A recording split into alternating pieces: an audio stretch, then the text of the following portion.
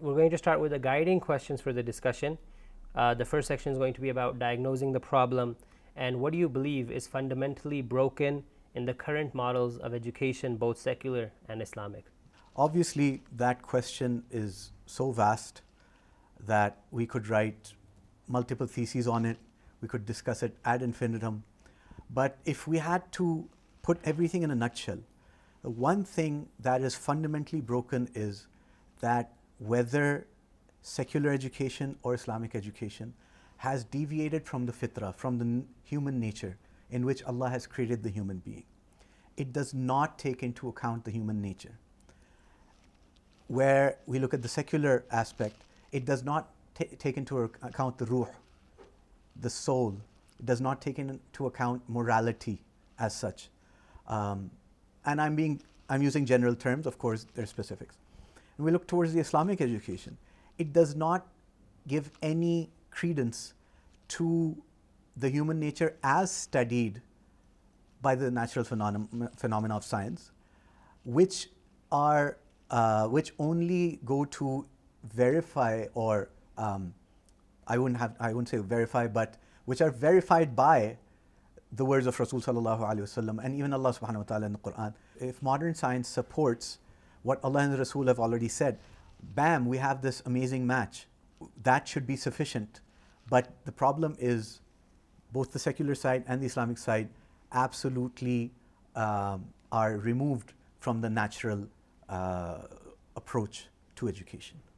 So, if I understand it correctly, the structure of this modern and secular sort of modern secular and Islamic, the education models don't cater to a very important need, and if you were to what would be that? What's that specific need? What's like the outcome of education? What are you trying to achieve from education?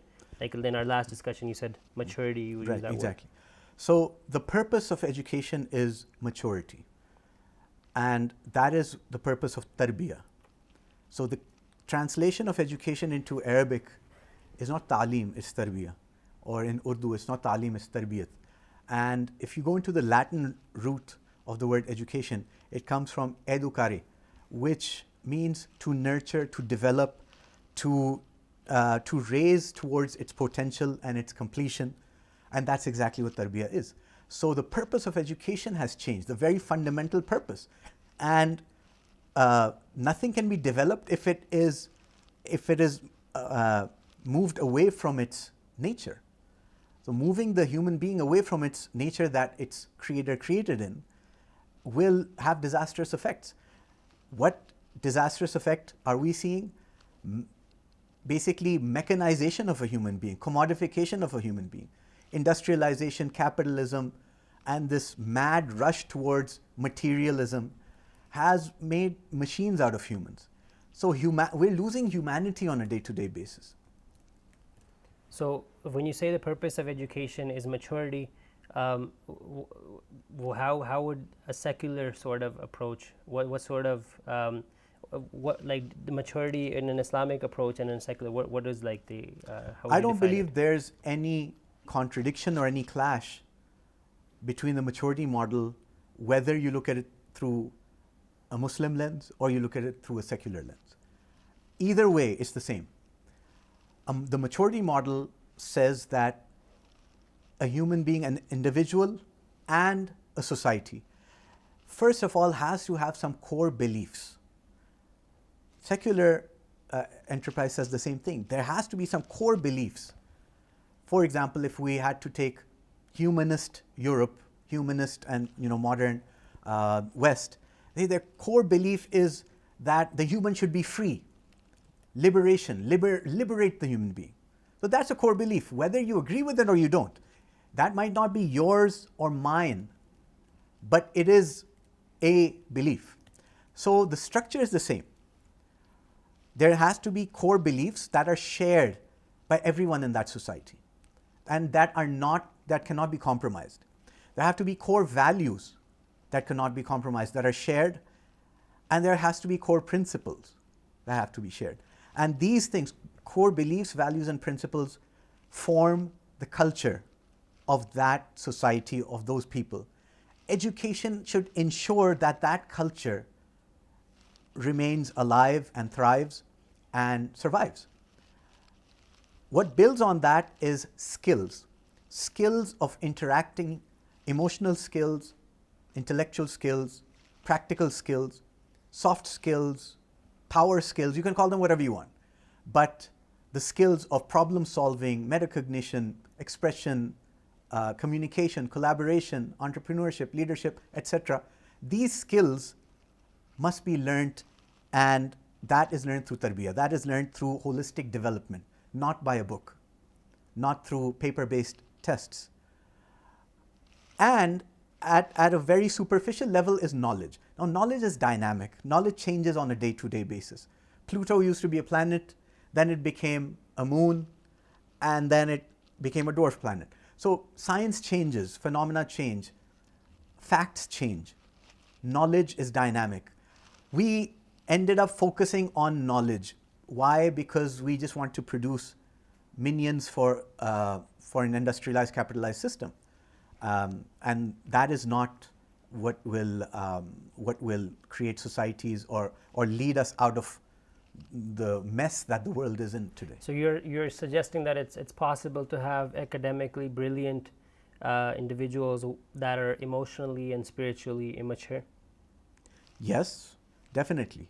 So maturity requires first that their core beliefs, values, and principles are developed, then their skills, then their knowledge.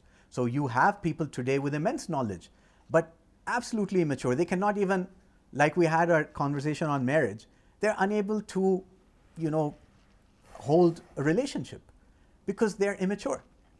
They may be brilliant scientists, they may be chartered accountants or lawyers or whatever they might be. They're immature people. So how do we know that our educational model is not producing mature individuals? How do we know our education model is not producing mature individuals? Look all around you. It's difficult. It's kind of like we're living in a chaotic world. It's a confederacy of dunces. Everywhere you go, it's the lack of basic intelligence that, just leaves you flummoxed.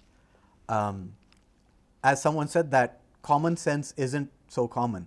It's very rare to find people who have common sense, which should not be the case. People are mentally, emotionally damaged very easily. They're suffering.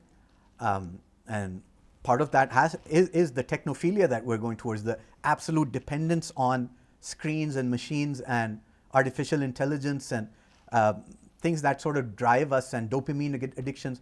That's a completely different, that's for another day, a discussion for another day. However, you look around you in the whole world, whether the West, whether the East, you are seeing this dumbing down of people, as well as people becoming more violent, people becoming more intolerant. That's your evidence. So what part of the current schooling system is actively delaying maturity? I think the entire system's actively delaying maturity from preschool to university, because it's not part of your agenda, it's not part of your program. And whereas at a time it was, universities, even whether in the West or universities started in the Islamic world. Let's not forget that. Qarawiyyin in Faz, or in Damashq or in Qahira, that's where universities started. And then Europe took on. And whether it was Oxford or Cambridge, the purpose was to give a free environment where thinking was not restricted, it was not channeled towards certain material gains, where minds could explore and create and discuss and debate, untethered and unfettered. And that was something great about the Western world, and that's why they succeeded. Unfortunately, that doesn't exist anymore. You look today the way Harvard is being treated. Why? Because they allowed people to speak for the Palestinian cause, or Columbia University, or Stanford, or any of these places. So the West is in serious retrograde. They're in serious regression, because the one thing that allowed them to thrive, they're absolutely choking and throttling and killing it. And we had already killed it a long time ago in the Muslim world. So how does Islam define maturity, and how early should we be nurturing it? Maturity needs to be nurtured from birth, or maybe even before birth. Some scholars and awliya, they would say that while the child is still being, while the child is being developed in the mother's womb, what the mother eats, what the mother listens to, and today modern science, like I said, is supporting those claims. So our ulama already had this knowledge where the West is going around and coming back to. But yeah, so nurturing starts even before birth. However, everything has its stage and a time, and nothing should be rushed. The support systems should be there. So that process keeps going until, at least until adulthood, let's just say, but it doesn't stop there. It continues even after that, only the human is more independent in their maturity development than being dependent on teachers or mentors or schools, etc. And now they have to kind of do it on their own.